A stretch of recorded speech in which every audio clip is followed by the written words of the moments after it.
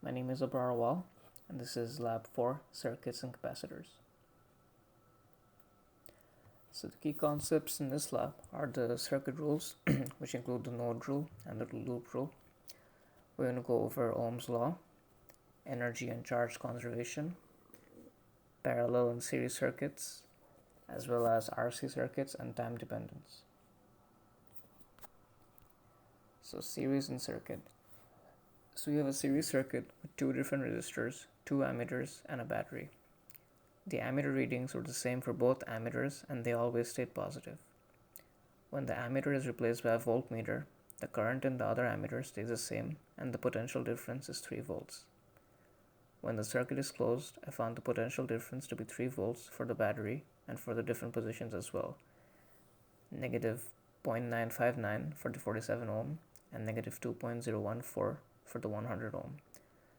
The sum of potential difference across the circuit is 0. Moving on to a circuit with an open resistor, we replace one of the ammeters with a voltmeter. However, the voltmeter has an infinitely large resistance. For the readings, we expected 3 volts because we have 3 volts of potential through the batteries and 0 on the side of the resistance, and the actual was also 3 volts. The charge and energy conversation. This diagram shows the potential difference at different points on the circuit. The battery raises the potential, the wires have no effect, but the resistors lower the potential, which is why the potential difference across them is negative. The ammeter doesn't affect the potential.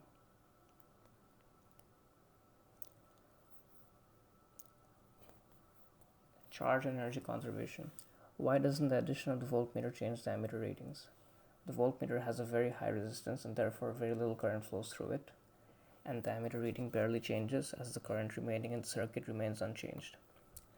What happens if an ammeter is connected in parallel with the 100 ohm resistor? Both ammeters read 0.06 ampere.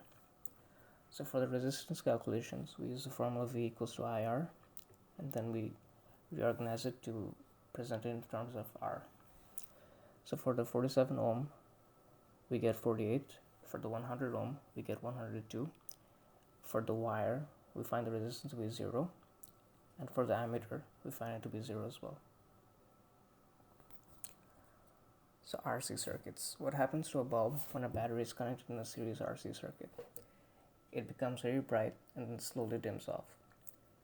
What happens when the bulb is connected in series to the charge adapter?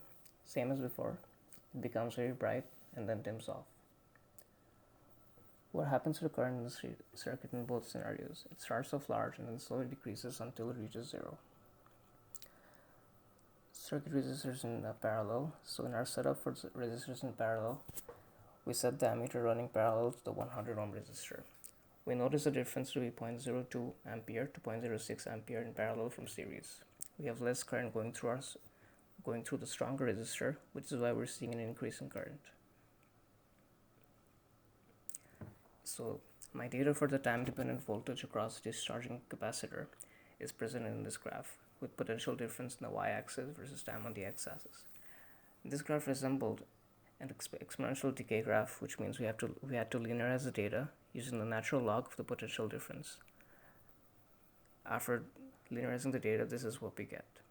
Using the formula provided, we use the value of the slope, which is negative 0.1422, and we use it to find the RC constant, which is, in our case, 7.04. So reflection questions. What if you're doing this lab in real life and use an actual ammeter instead of an ideal simulated ammeter? What's different about a real ammeter and how would it have affected the circuits? An ammeter is designed to have really low resistance, so an ideal ammeter has exactly 0 resistance.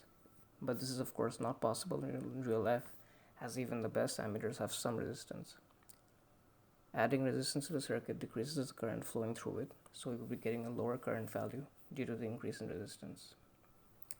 What if you're doing this lab in real life and use a real battery to charge a real capacitor with no resistor in the circuit?